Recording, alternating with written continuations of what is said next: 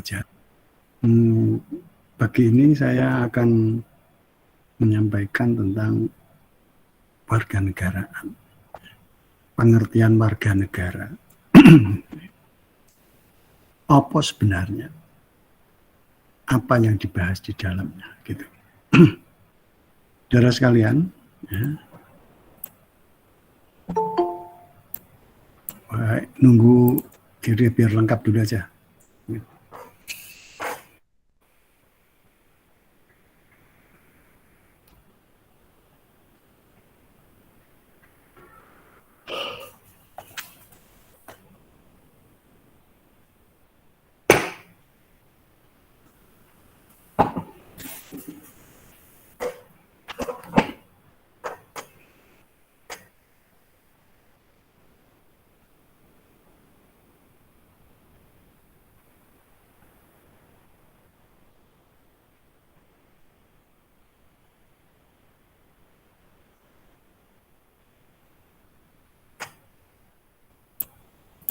Ya, saudara sekalian, kewarganegaraan sebenarnya ya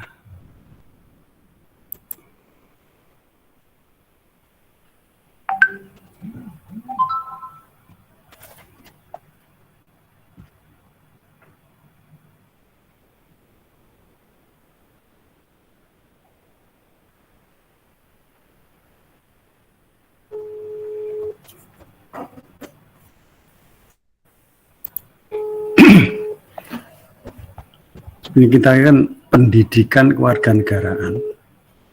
Pendidikan itu bukan berbeda dari pengajaran ya menurut saya.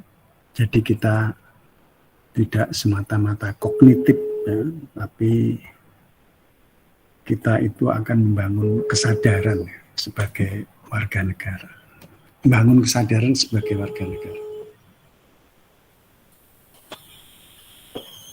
Jadi kewarganegaraan itu hal-hal yang berhubungan dengan warga negara. Warga negara itu terdiri dari dua konsep. Satu warga, dua negara. Jadi negara itu saya ibaratkan wadah, warga itu saya ibaratkan isi. Jadi wadah dan isi. Antara wadah dan isi atau manusia dengan tempat tinggalnya itu ternyata tidak bisa dipisahkan. Berarti di sini kita itu perlu mengenal wadah, juga perlu mengenal isi. Mengenal wadah juga mengenal isi. Mengenal wadah itu adalah tentang negara kita. Mengenal isi berarti mengenal tentang warganya. Warga itu bisa juga diartikan sebagai peserta. Bisa diartikan sebagai anggota. Seperti kita, warga Universitas 11 Maret. Warga kampus. Warga Fakultas Ilmu Budaya. Warga prodi ilmu sejarah.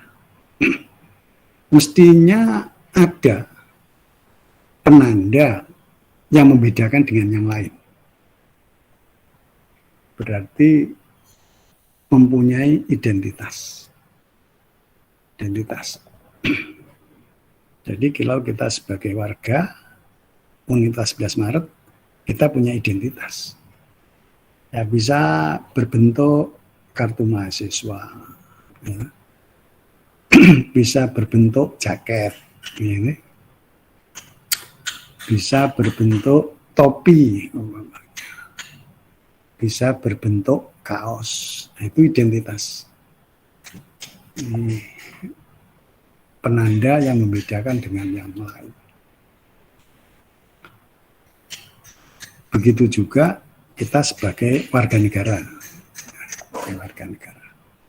Sebagai warga negara kita mesti mempunyai juga identitas. Bahkan identitas sebagai warga negara itu atau anggota negara atau peserta negara itu meliputi identitas yang bersifat konkret dan identitas yang bersifat abstrak. Nah, konkret dan abstrak. Konkret itu bisa berupa namanya KTP, itu identitas sebagai penanda pembeda dengan yang lain, ciri penanda yang membedakan dengan yang lain, KTP. Terus yang kedua, kalau kita punya pakaian, ya, pakaian. Terus yang ketiga itu yang nggak konkret, nggak bisa dilihat dengan, nggak bisa diraba,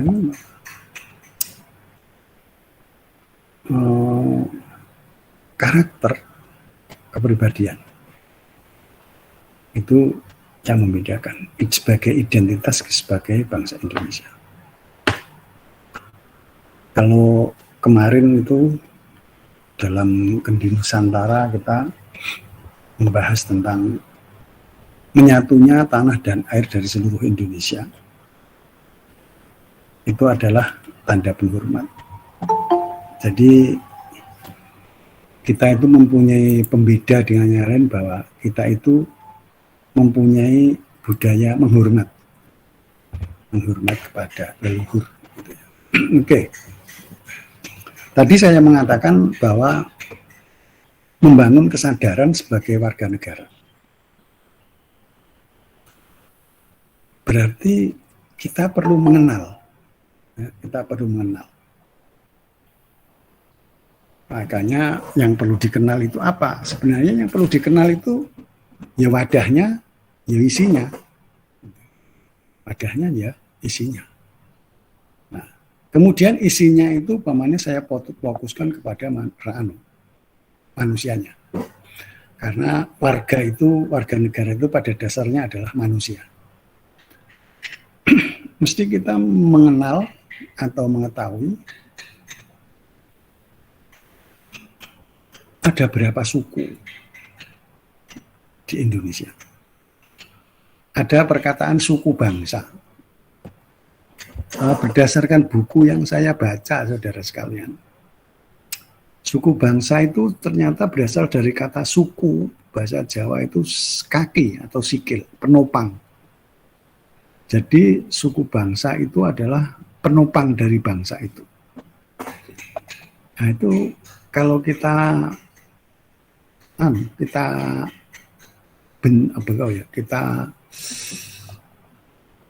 ujikan di masyarakat, memang ya betul ya bahwa Indonesia itu, bangsa Indonesia itu ditopang oleh berbagai macam suku bangsa yang ada di Indonesia. Jadi kalau kita bicara Indonesia pun tidak lepas kita mau nggak mau ya mesti bicara tentang politik. Politik itu apa? Itu saya mengatakan matchforming atau match unwinding itu politik. Jadi itu tentang warga negara. Kita kenal. Yang kita kenal. Apa yang kita kenal? Selain suku-sukunya ada berapa? Yuk kita kenal budayanya. Budayanya dari masing-masing suku itu yang perlu kita kenal. Supaya nanti akan terbentuk toleransi. Artinya jangan sampai nanti akan ada intoleransi. Jadi nanti supaya tidak ada klaim absolut mengatakan dirinya paling itu yang perlu kita kenal, kebudayaannya. Kalau kita bicara tentang kebudayaan mestinya saja berbicara tentang 3 wujud ya saudara sekalian. Ada wujud ideal, ya, ada wujud interaksi, ya, ada wujud konkret atau disebut benda budaya. Kalau ideal itu adanya di kepala manusia, di hidup di masyarakat, tokoh-tokoh di masyarakat. tidak bisa dipoto, enggak. Tidak bisa di video, tidak. Jadi kalau mau menyampaikan tentang budaya ideal itu, ya ditulis. Sehingga ide itu bisa tercermin dalam tulisan-tulisan itu. Pamane Ronggo Warsito mau menyampaikan ide tentang zaman edan, ya. Ronggo Warsito nulis tentang Serat Kolotida. Serat Kolotida yang isinya antara lain amenangi zaman edan. Ibu koyo ing pambudi alpedan ora tahan yen tan melu anglakoni. Buya kaduman ngelik keliren wekasanipun. Nilalah kersa Allah bejo bejane wong kang lawi, isih bejo wong kang eling lawan waspada. Jadi itu budaya ideal. Gagasan-gagasan adanya di kepala manusia tidak bisa dipotret, tidak bisa didokumentasikan, tidak bisa dipoto, bisa jadi video. Jadi kalau menyampaikan ya ditulis. Nah, sebagaimana Prapanca mempunyai gagasan tentang desa Warnana, tentang Nagara Kertagama. Itu ya ditulis dalam buku Nagara Kertagama yang ada sekitar 96 bait atau pupuk yang berisi tentang kemegahan dan kemewahan kerajaan Majapahit. Termasuk juga Tantular yang menulis tentang Sutasoma, yang di dalamnya terdapat Bhinneka Tunggal Ika Tanhana Dharma Mangroha. Itu budaya ideal. Kemudian bentuk interaksi. Interaksi itu ya interaksi antar manusia di Indonesia itu interaksinya bagaimana? Ada komunikasi budaya, ada identitas budaya. Bentuknya itu. Nah, sebagaimana kalau kita makan gudeg, lah itu mesti makanan khas Jogja. Kalau kita makan rendang, oh itu Padang. Nah, itu komunikasi budaya. Dan rendang bisa jadi identitas masakan Padang. Walaupun sekarang orang Jawa sudah banyak yang masak rendang, gitu. Bisa masak rendang, tapi rasanya tidak seperti rendang Padang. Ya tidak sama. Apa sebabnya? Kan setiap masyarakat itu punya pembeda dengan yang lain, punya penciri dengan yang lain, punya identitas yang membedakan dengan yang lain.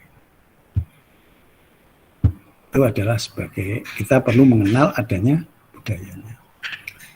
Interaksi adat istiadat umpamanya. Bagaimana model perkawinan di Gorontalo? Bagaimana model perkawinan di Jawa? Nah, itu nanti akan terjadi interaksi di situ. Interaksi. Ini budaya interaksi. Seperti upacara. Ya. Interaksi itu nantinya akan terjadi namanya ritus. Karena Durkheim sendiri itu mengatakan masyarakat itu dirangkai secara internal oleh 4 pilar. Ini sacred, klasifikasi, terus ritus dan solidaritas. Jadi, tapi porosnya itu yang dikeramatkan itu. Maka dari itu, kalau kita bisa mengenal budaya di dalam masyarakat Indonesia, kita akan menghindar dari intoleransi. Nah, sebagai contoh, jangan sampai umpamanya ada orang pasang sesajen di Gunung Semeru kita kan meletus, kemudian yang tidak tahu kemudian ditendang, itu kan akan menyakiti masyarakat pendukungnya. Termasuk kata-kata umpamanya Kalimantan tempat membuang jin tempat jin buang anak. Itu akan menyakiti masyarakat Kalimantan. Nah, makanya kata-kata seperti itu, nah, itu perlu dihindari. Dan perlu tahu, saudara sekalian, kalau kita bicara budaya, mengerti budayanya itu, bahwa budaya itu relatif, bukan mutlak. Budaya itu relatif, bukan mutlak. Terus yang ketiga, mesti mengenal wujud tentang bunda-bunda budayanya. Umpamanya kita ngelihat dadak merak. Wah, dadak merak. Atau ngelihat itu dadak merak. Oh, itu pasti Ponorogo, Jawa. Oh, kita ngelihat umpamanya tari Muang Sangkel. Khas, oh itu Madura akan terjadi. Model tariannya seperti itu, fisiknya seperti itu, lemah gemulainya seperti itu.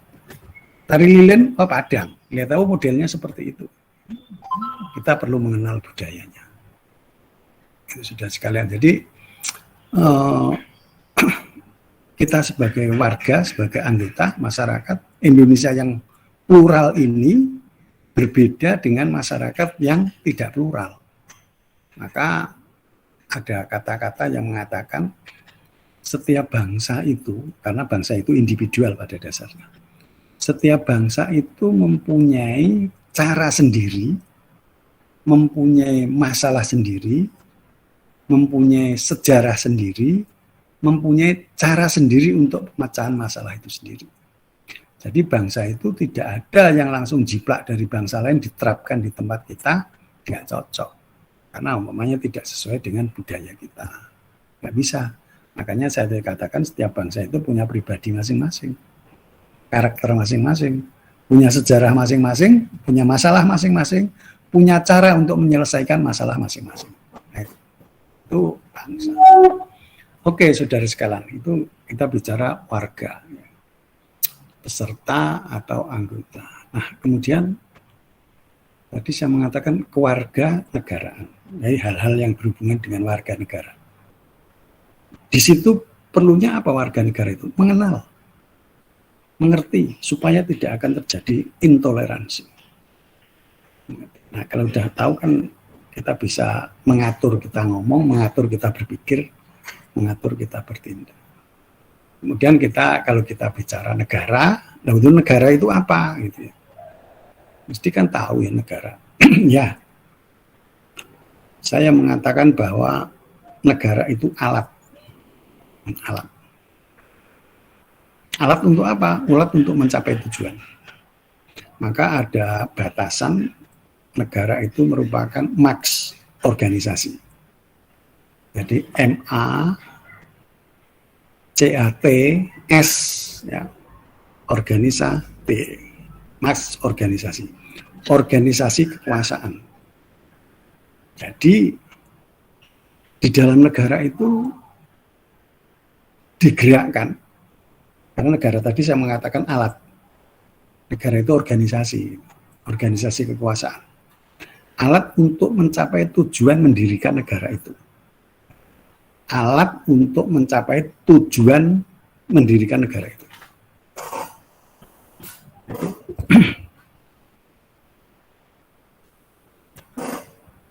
Kemudian pertanyaannya, kalau kita bicara negara Indonesia, pakai asas yang mana? Asas yang mana? Coba saudara sekalian. Saya tak menyampaikan ya lagi. Oke. Kelihatan nggak yang ini ya saudara sekalian? Oke. Kelihatan kan? Kelihatan saja.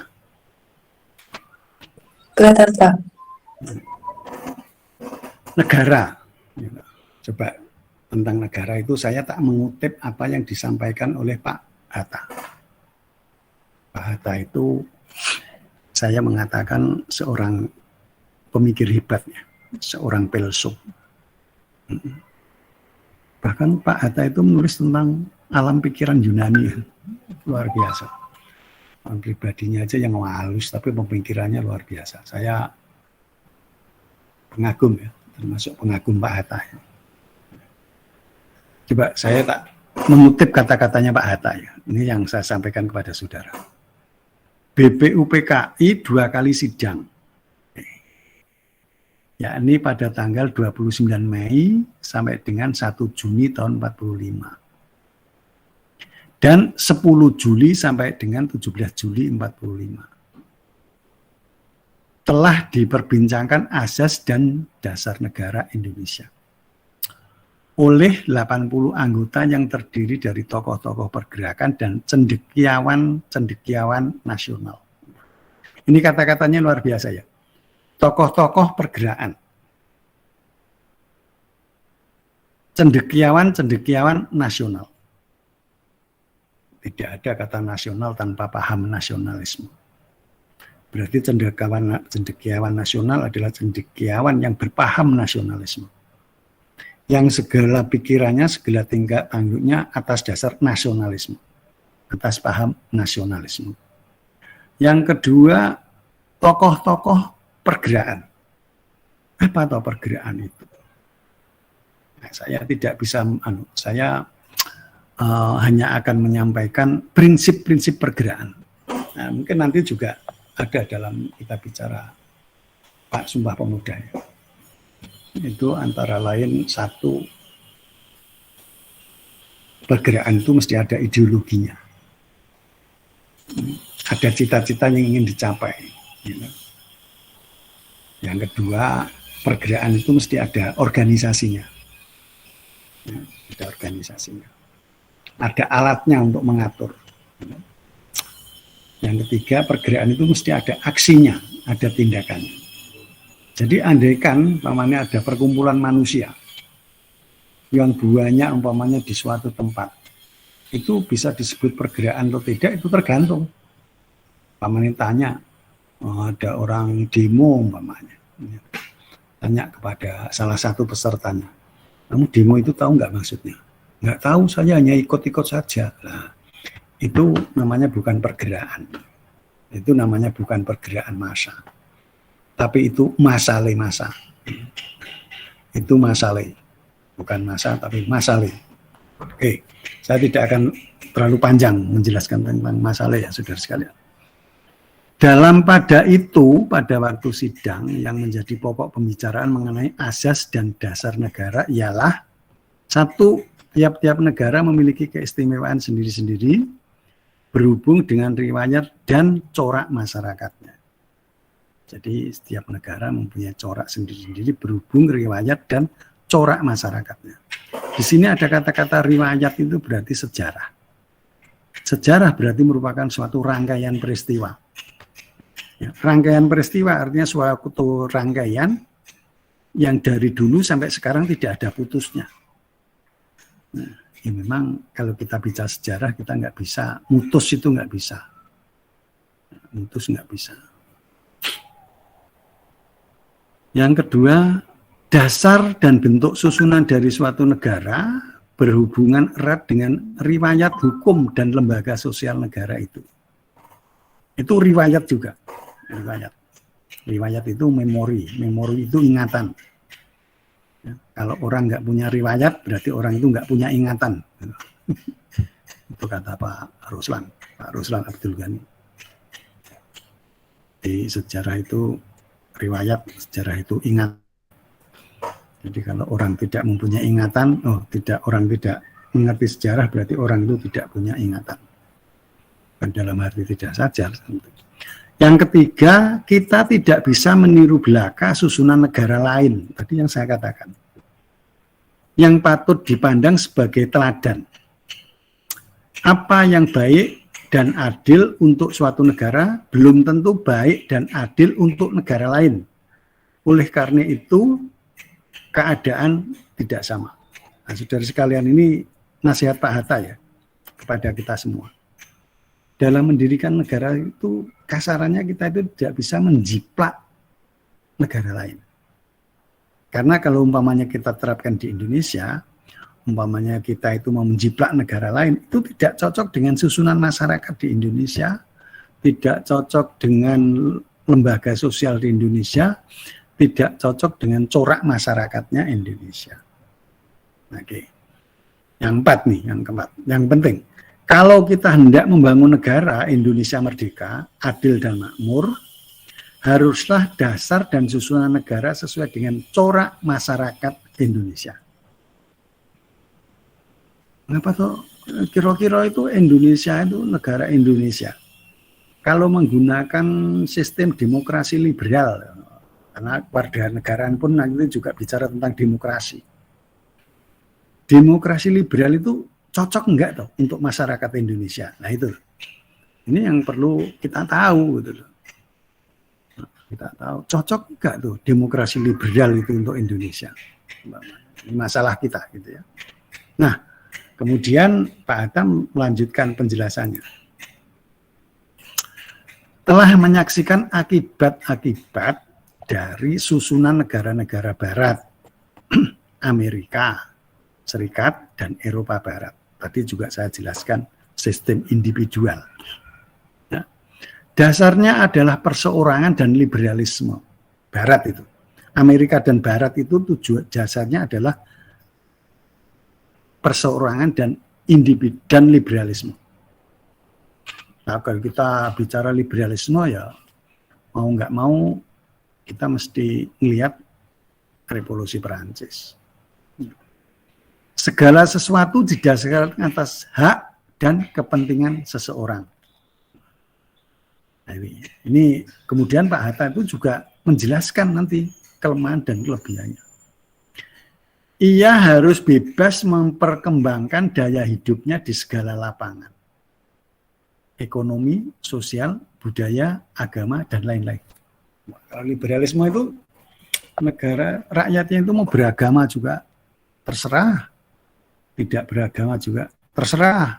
Ya, namanya menjunjung tinggi hak perseorangan. Sehingga mengakibatkan persaingan maha hebat antara seorang dengan orang lain, antara negara dengan negara lain, orang dengan orang lain, negara dengan negara lain. Berdasarkan egoisme yang hanya mengutamakan kepentingannya, baik perseorangan maupun negara. Itu ada kata-kata egoisme. Egoisme itu kalau saya membaca bukunya Kuncaraningrat itu ada lawan. Dari egoisme itu adalah altruisme. Kemudian yang Indonesia itu yang cocok negara egoisme atas dasar egoisme atau atas dasar altruisme. Nah, di sini dijelaskan lebih lanjut, saudara sekalian. Hal demikian ini itu menimbulkan sistem kapitalisme di mana seorang memeras orang lain, eksploitasi delomparong, penghisapan manusia satu terhadap manusia lain. Atau kalau terjadi kapitalis negara akan terjadi eksploitasi donation parnation. Jadi penghisapan dari bangsa satu kepada bangsa yang lain. Dan imperialisme di mana suatu negara menguasai dan menjajah negara yang lain. Itu ada dua kata, saudara sekalian. Kapitalisme dan imperialisme. Ada dua kata. Kapitalisme dan imperialisme. Masih ingat ya saudara sekalian ya apa itu kapitalisme dan apa itu imperialisme? Masih ingatkah? Kalau nggak ingat, tak ingatkan, tak ngomong lagi. Kalau masih ingat, saya nggak perlu meneruskan lagi. Begitu. Apa itu kapitalisme, apa itu imperialisme? Gimana? Saudara masih ingat? Masih ingat nggak si? Ya, gimana? Masih ingat? Abdurrahman masih ingat ya? Masih. Oke, kalau imperialisme dia masih ingat, saya tidak akan ini. Yang penting ingat. Nah, ingat. Saya lanjutkan lagi ya, nasihatnya Pak Hatta ini. Oke. Kalau yang kemarin saya jelaskan nasihatnya Pak Karno. Ya. Dalam pada itu tidaklah ada landasan moral yang dapat membatasi nafsu bertindak dan berbuat seseorang terhadap orang lain atau suatu negara terhadap bangsa lain. Nah, di situ tidak ada landasan moral. Apa itu moral itu? Moral itu saya jelaskan adalah yang baik. Moral itu adalah nilai. Moral itu adalah nilai. Nilai itu adalah sesuatu yang berharga, sesuatu yang menjadi tujuan, sesuatu yang diinginkan, sesuatu yang menjadi impian. Nilai. Jadi saudara kuliah itu mencari nilai. Nilai untuk apa? Kalau sudah ada nilai untuk alat. Alat untuk apa? Alat untuk hidup. Maka nilai itu bisa dikatakan kualitas yang terdapat pada suatu hal. Yang menjadikan hal itu sebagai tujuan dan objek kepentingan. Nah, karena sebagai tujuan dan objek kepentingan, biasanya nilai itu diperjuangkan. ya, setelah diperjuangkan berusaha untuk dipertahankan. Maka dari itu nilai itu bisa mempengaruhi subjektivitas atau konsep atau pemikiran seseorang atau golongan. Itu nilai. Umpamanya kemerdekaan. Indonesia sebelum merdeka terjajah oleh belenggu imperialisme. Dia mengatakan bahwa merdeka adalah hal yang ideal. Karena untuk membangun masyarakat yang adil dan makmur, syaratnya itu mesti ada kemerdekaan nasional. Jadi merdeka itu bebas untuk menentukan kehendak baik keluar maupun ke dalam. Gitu. Nah, itu merdeka. Contoh lagi Perang Dunia Kedua. Perang Dunia Ke-1. Tahun 14 sampai tahun 18. Adalah akibat yang nyata dari pandangan hidup nasional liberalisme. Apa itu sebabnya? Apa sebabnya terjadinya Perang Dunia ke-1 itu? Kalau menurut buku yang saya baca, tiada lain adalah perebutan bahan dasar industri. Bahan dasar industri. Karena bahan dasar industri itu sebenarnya atau disebut dengan Grundstoffen, itu mempengaruhi corak atau watak atau karakter atau sifat daripada kapitalisme itu. Jadi kapitalisme akan mempengaruhi watak, corak, sifat, tingkah laku daripada imperialisme itu. Ini saya. Jadi itu model perseorangan adalah nanti liberalisme. Liberalisme akan menimbulkan kapitalisme. Kapitalisme akan menimbulkan imperialisme. Imperialisme itu. Nah, jadi bahan dasar industri atau Grundstoffen itu mempengaruhi corak ibu daripada imperialisme. Jadi itu kata Pak Hatta. Saya juga setuju, gitu. Maka saya sampaikan. Gitu. Sistem tata negara demikian itu sebagai samat perseorangan tersebut mengutamakan kepentingan perseorangan dan kebebasan hidup tanpa landasan moral. Menimbulkan keangkara murkaan, membuat kacau balunya dunia lahir batin. Ya betul lah saudara sekalian. Itu sistem kapitalisme. Tapi itu bagaimana akibatnya terhadap rakyat jajahan kan saya sudah sampaikan dalam kuliah Pancasila. Gitu. Hanya saja ini karena kita itu membahas tentang kewarganegaraan, saya membahas negara sama warganya. Wadah dan isinya. Wadah dan isinya. Pada prinsipnya sebagai warga negara kita harus mengerti dan nanti akan menimbulkan kesadaran. Jadi nanti sebenarnya kuliah warganegaraan itu, pendidikan kewarganegaraan itu, kata pendidikan itu akan hasilnya itu yang diperlukan adalah kesadaran. Kesadaran. Maka dari itu tata negara, tata hukum dan pandangan hidup demikian itu, pandangan hidup demikian itu maksudnya pandangan hidup negara atas dasar perseorangan itu tidaklah sesuai dengan lembaga sosial dari masyarakat Indonesia asli. Kok ini ada kata-kata Indonesia asli? Sehingga jelaslah bahwa susunan hukum negara-negara barat yang berdasarkan teori-teori perseorangan dari para ahli pikir Voltaire, jelas toh? Voltaire itu salah satu juru bicaranya Revolusi Prancis. Kan juru bicara Revolusi Prancis itu ada 3 orang ya saudara sekalian. 1 Voltaire, 2 J.J. Rousseau, yang ketiga Montesquieu. Ya. Salah satu berbicara tentang kebebasan agama, salah satu kebebasan pendidikan, yang salah satunya adalah pembatasan kekuasaan. Montesquieu yang 3 jadi 3 itu.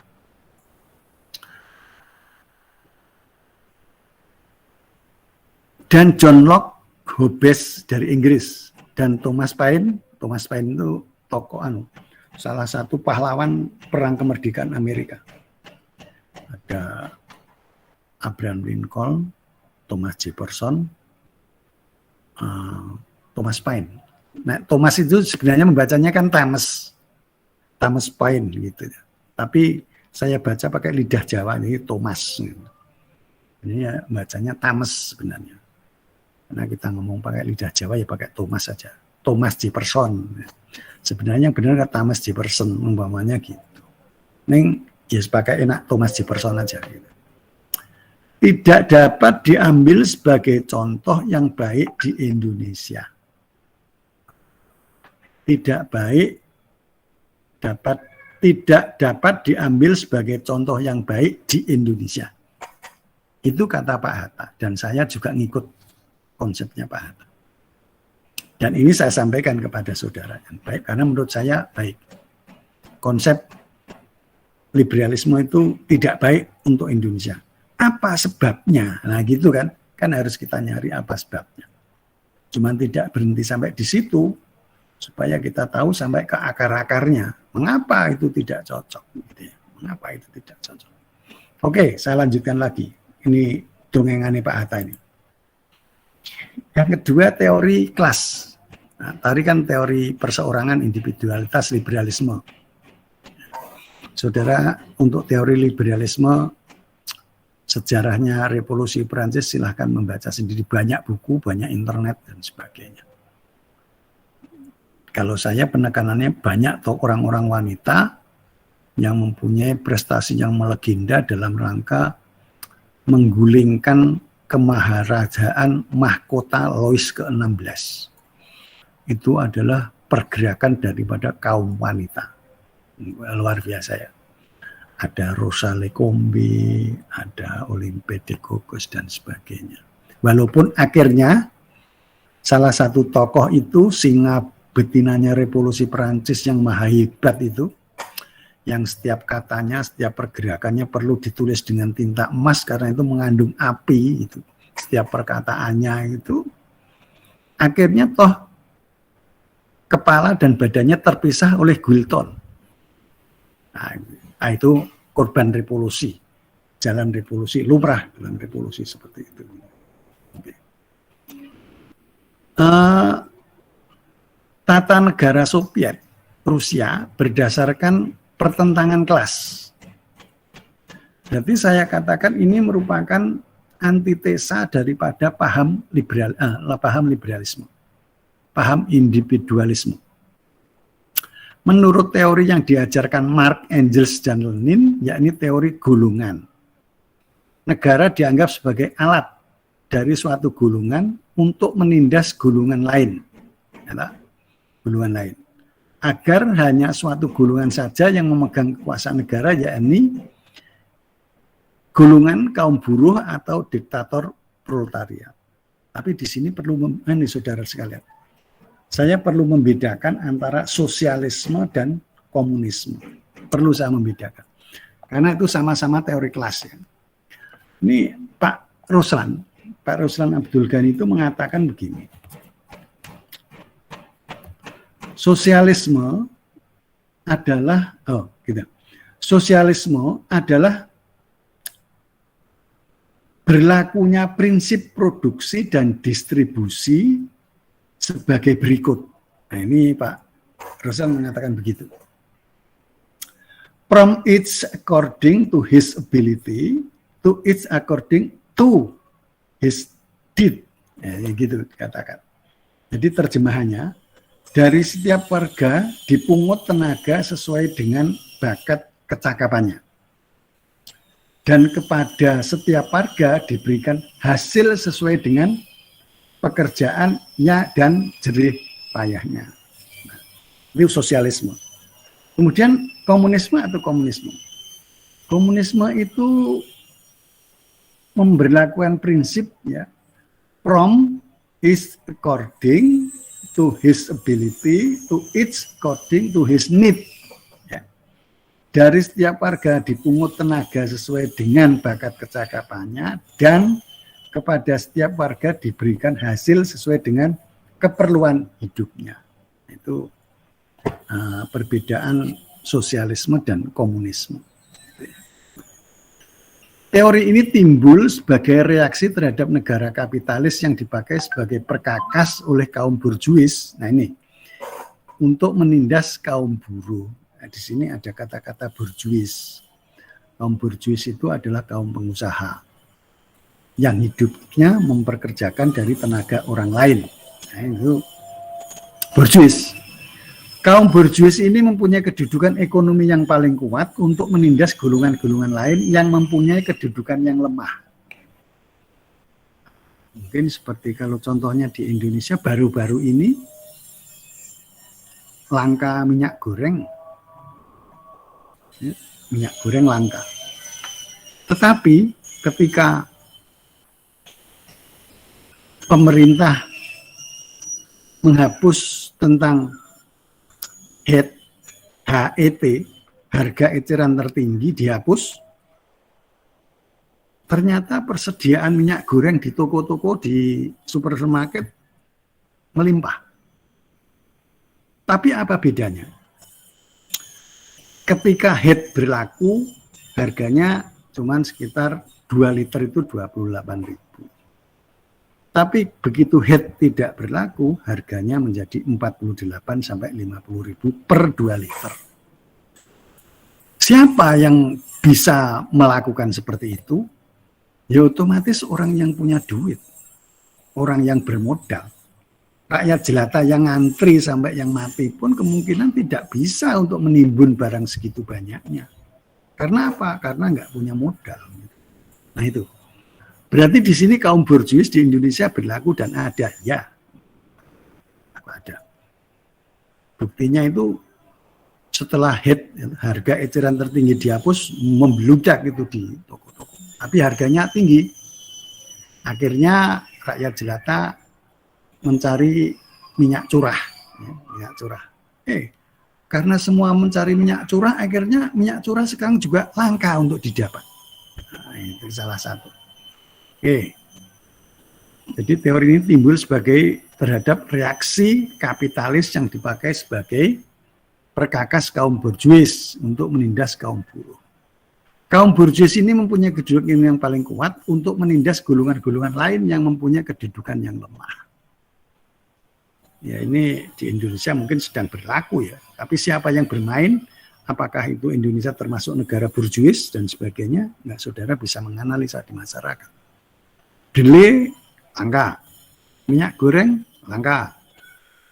Kalau ada mahal-mahal harganya, rakyat jelata tidak sanggup terjangkau untuk membelinya. Maka perubahan negara kapitalis menjadi negara sosialis komunis menjadi dasar dan tujuan gerakan kaum buruh internasional. Gitu. Nah, ini sudah mengupas dua teori negara. Jadi dasar susunan negara Soviet Rusia tidaklah cocok bahkan bertentangan dengan sifat masyarakat Indonesia yang asli. Liberal ya cocok, Rusia ya cocok. Kemudian bagaimana mencari dasar dan tujuan negara yang akan dibentuk yang cocok? Nah di sini dasar dan tujuan negara yang akan dibentuk itu haruslah dilihat kenyataan struktur sosialnya. Agar supaya negara dapat berdiri kokoh kuat untuk bertumbuh sebagai ruang gerak liberum bagi rakyat dengan ciri kepribadiannya. Ini saudara sekalian, ciri kepribadiannya. Maka dari itu bisa dikatakan kepribadian itu sebagai pembeda. Kepribadian itu sebagai identitas dari warga negara suatu negara. Warga bangsa dari suatu negara. Bagaimana ciri kepribadian Indonesia yang asli? Lah ini belum menjawab itu yang bentuk negara piye karepe Pak Hatta ini.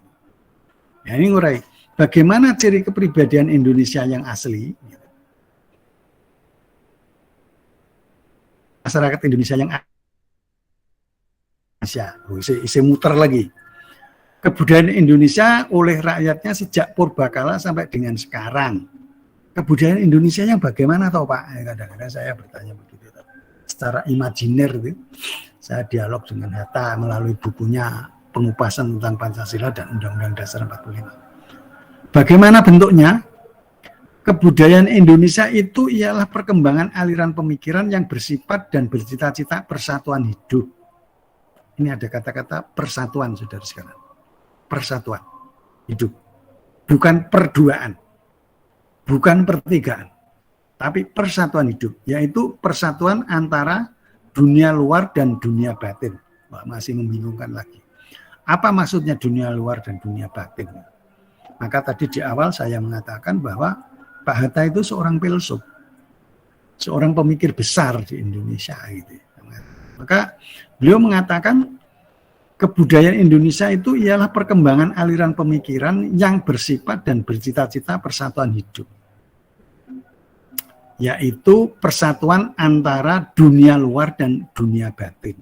Ini sudah sekarang dicamkan ya saudara sekalian. Gitu. Oke. Ntar istirahat dulu ya. Ada adzan sholat luhur di sini.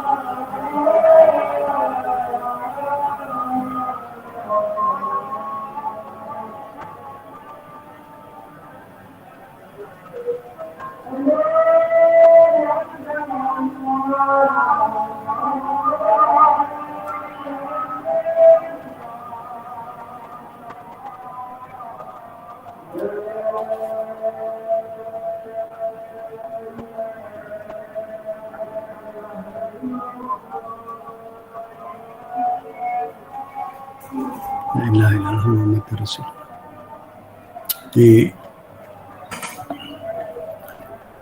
dua tadi dikatakan persatuan hidup lahir batin. Dua, manusia Indonesia itu dihinggapi oleh persatuan hidup dengan seluruh alam raya, alam semesta, ciptaan Tuhan yang Maha Esa, di mana ia menjadi makhluknya pula. Di sini ada katakan persatuan tadi, persatuan lahir dan batin. Lahir manusia, batin manusia. Sekarang ditambah lagi persatuan hidup antara alam semesta, ciptaan Tuhan, di mana ia menjadi makhluknya pula.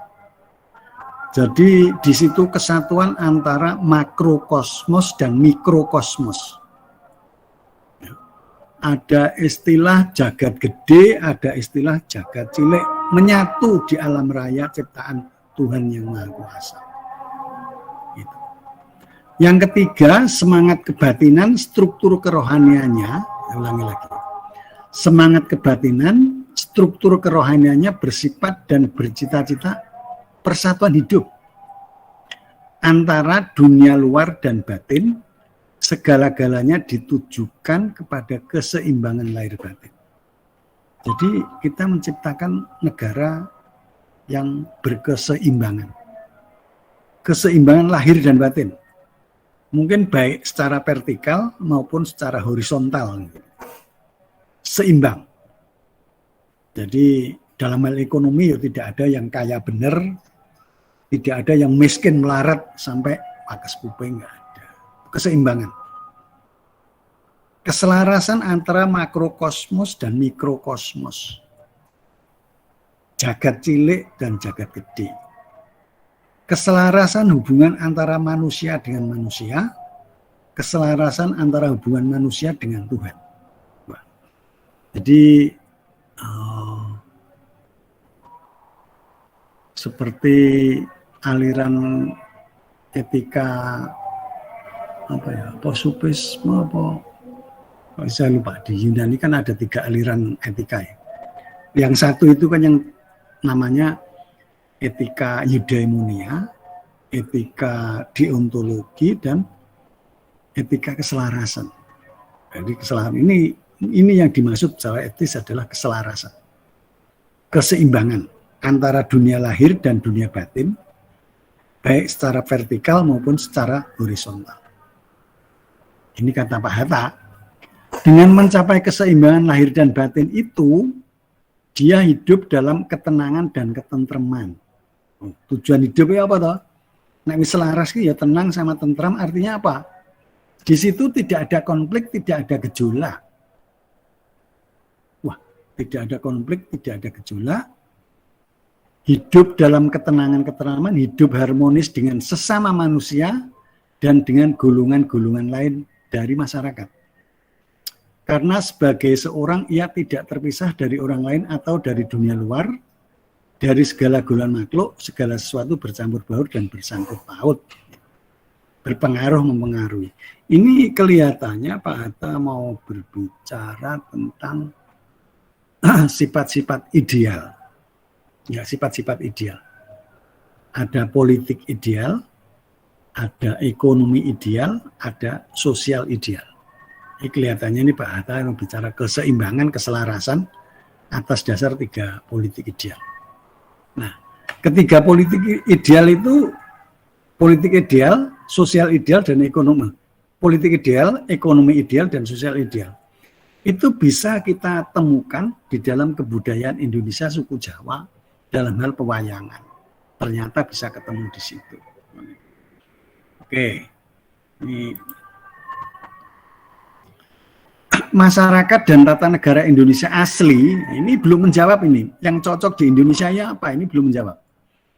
Oleh karenanya kompak, bersatu padu, hormat menghormati, harga menghargai dalam kehidupan sehari-hari sebagai suatu kolektivitas dalam suasana persatuan. Unity in diversity. Kalau Indonesia itu. Persatuan dalam keragaman. Persatuan dalam keragaman. Intinya adalah kolektivitas, kebersamaan, kebersatuan. Ya, gitu. Sifat ketatanegaraan asli itu masih dapat terlihat dalam suasana desa, baik di Jawa, Sumatera, dan kepulauan-kepulauan Indonesia lainnya. Ini Pak Hatta sudah bicara tentang Indonesia. Dasar kebudayaan asli itu ada di suasana desa.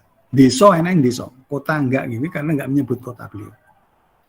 Ada di desa di Jawa maupun desa di Sumatera maupun di desa yang lain.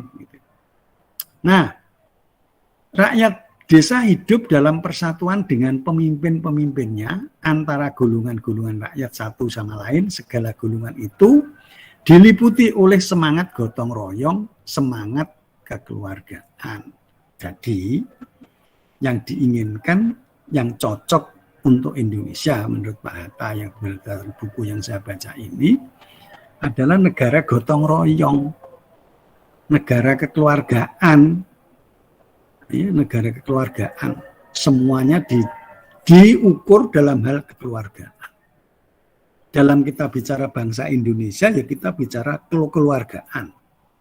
Nah, kekeluargaan itu mesti intinya ada bapak, ada simbol, ada anak, ada saudara, ada cucu.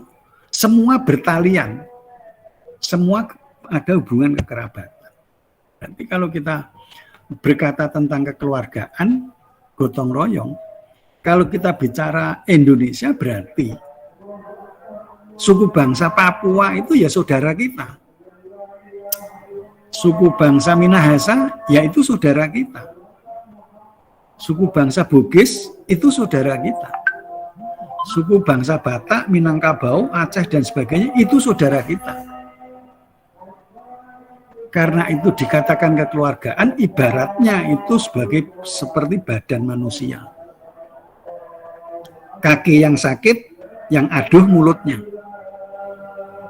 Kalau gigi sakit, semua badan merasa sakit. Tidak hanya gigi saja yang sakit.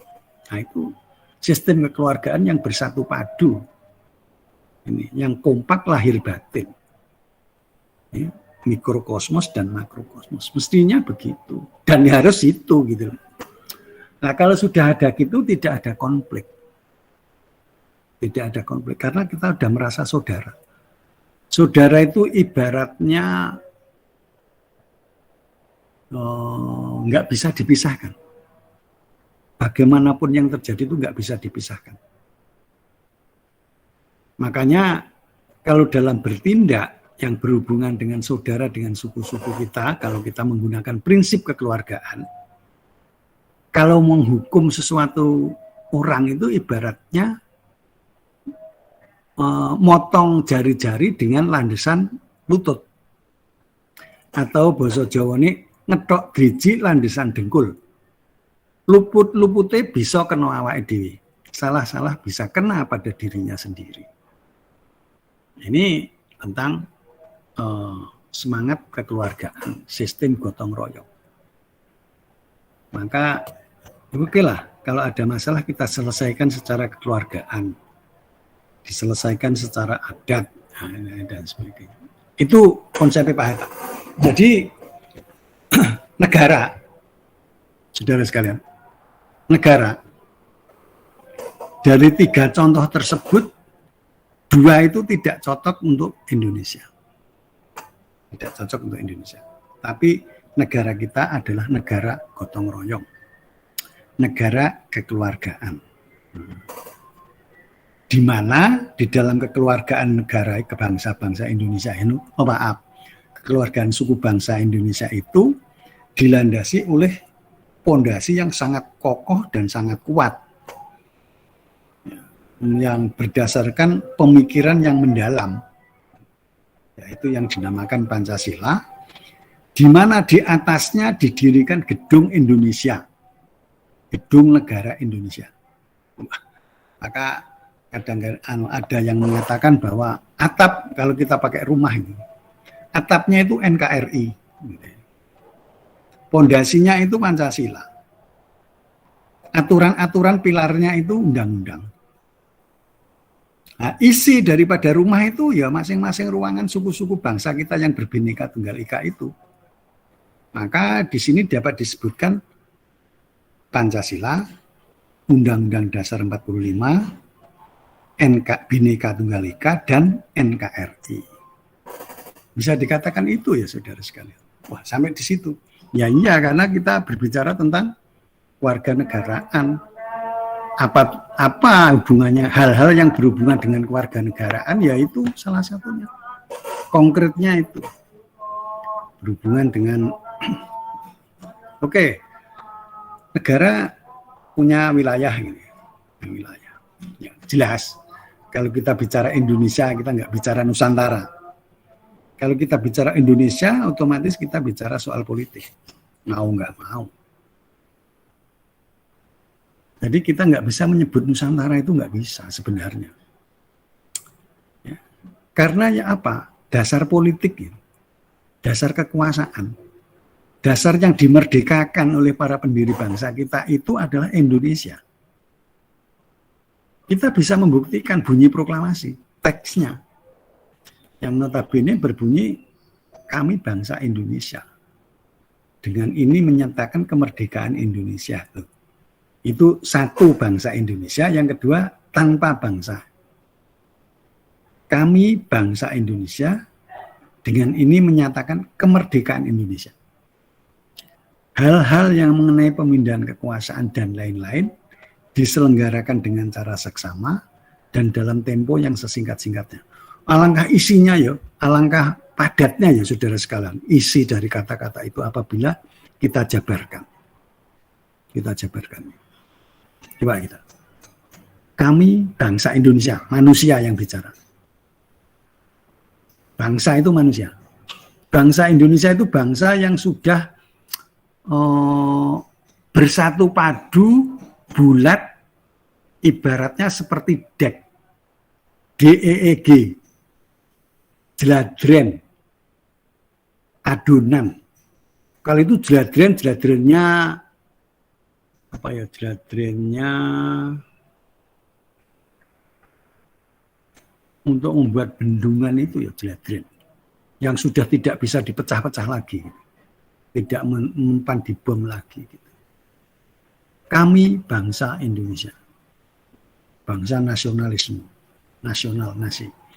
Dengan ini menyatakan kemerdekaan Indonesia. Saudara saya camkan, dengan ini menyatakan, bukan dengan ini menerima, tidak. Oh, itu suatu, kalau kita jelaskan di situ tersimpul semangat yang luar biasa. Dengan ini menyatakan. Jadi kemerdekaan Indonesia itu bentuk pernyataannya rakyat Indonesia. Stop. Nah, stop menjajah. Stop membelenggu kami. Stop menyatakan. Mengapa bangsanya tidak diikut sertakan? Karena kalau kita bicara Indonesia itu berbicara dua hal. Berbicara wadah dan berbicara isi. Artinya, yang dimerdekakan oleh bangsa Indonesia itu ya bangsanya, ya tanah airnya. Jadi itu yang dimerdekakan, yang dibebaskan. Tidak hanya bangsanya saja yang merdeka, tidak. Tanah air juga harus merdeka. Tanah air merdeka. Ini luar biasa nih, kalau kita camkan betul gitu. Luar biasa.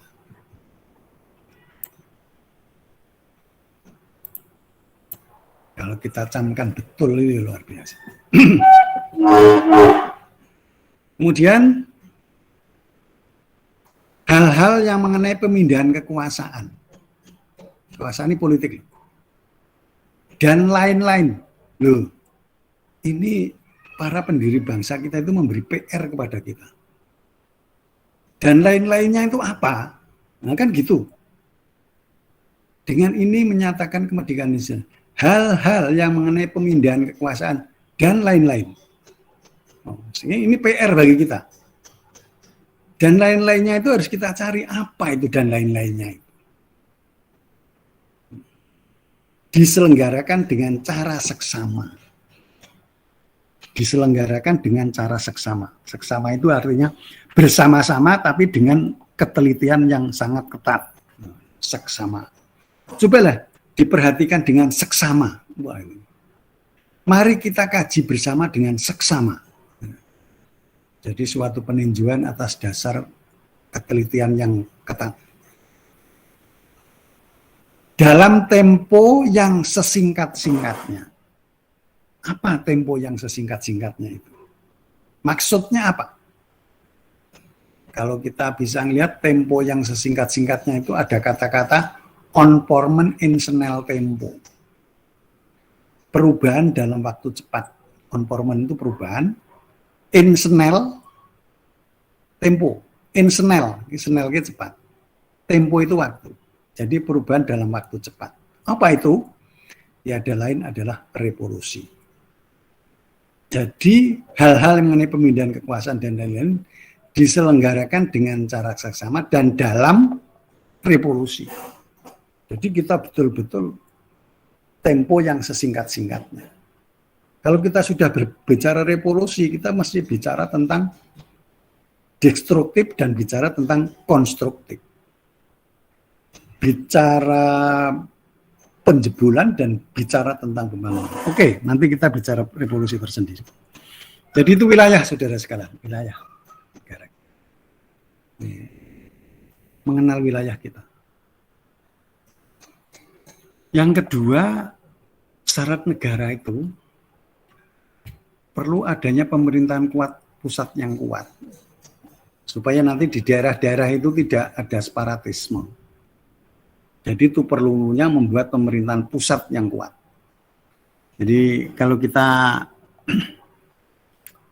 membaca Negara Kertagama ya saudara sekalian ya. Tafsirnya Pak Slamet Mulyono itu tafsir sejarah itu, tafsir sejarah. Pak Slamet Mulyono, Profesor Slamet Mulyono. Itu beliau itu mengatakan bahwa Majapahit itu adalah negara yang mempunyai angkatan laut yang sangat kuat. Di pusatnya sini mempunyai angkatan laut yang sangat kuat. Nah, jadi Majapahit itu basisnya maritim atau agraris toh? Oh, seorang ngerti ya. Yang jelas mengatakan begitu. Mempunyai angkatan laut yang sangat kuat. Tujuannya apa? Tujuannya adalah untuk melindungi negara-negara bawahannya. Jangan sampai diganggu oleh orang lain. Nah, itulah tujuannya mendirikan pemerintahan pusat yang kuat. Mendirikan pemerintahan pusat yang kuat. Jadi kalau kita bicara negara mesti ada wilayahnya. Yang kedua ada pemerintahnya. Pemerintahnya pun pemerintah yang kuat. Jangan. Pemerintah ya boleh. Yang ketiga mesti ada manusianya. Nah, ada pemerintah kan ya ada yang diperintah warga negara. Kita bicara manusianya. Kita bicara warga negara, kita bicara manusia. Tadi di atas sudah saya sampaikan. Kalau kita berbicara tentang manusia itu apa saja yang berhubungan dengan hal ikhwal manusia? Apa saja? Nah, itu yang saya sampaikan di depan. Ya, suku-sukunya, kulturnya. Kultur tadi sudah saya sampaikan. Ya. Kalau kultur itu otomatis di dalamnya meliputi unsur bahasa, ilmu pengetahuan, peralatan teknologi, ya, mata pencarian hidup atau ekonomi, kemudian organisasi sosial, religi, dan terakhir adalah kesenian. Kita mesti mengenal itu, unsur-unsurnya itu. Kalau kita pakai teorinya Kuncaraningrat. Dan saya lebih bisa memahami teori itu. Jadi Kuncaraningrat itu kalau bicara budaya, kita bicara tentang wujud dan bicara tentang unsur. Nek Sultan Takdir Ali Sabana bicara tentang nilai. Kalau kita bicara budaya, bicara tentang nilai.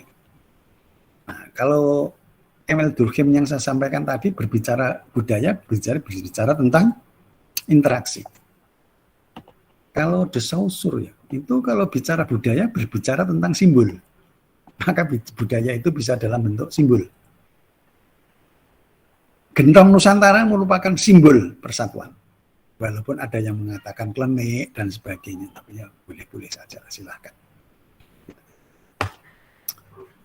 Saudara sekalian, saya nanti memberi kuliah sampai jam 12.25 menit. Jadi nanti kan kita mau ketemu lagi jam 1. Jadi ada waktu kita untuk sholat dan untuk cari makan ke warung dulu. Jadi nanti jam 1 pas kuliah, ya toh, nanti jam 1 ada kuliah Pancasila kah? Ya. Jadi nanti jam 1 kita ketemu lagi di ruangan ini juga. Oke. Setelah ada manusianya, ya ada rakyatnya, ada tujuannya. Apakah tujuan mendirikan negara itu?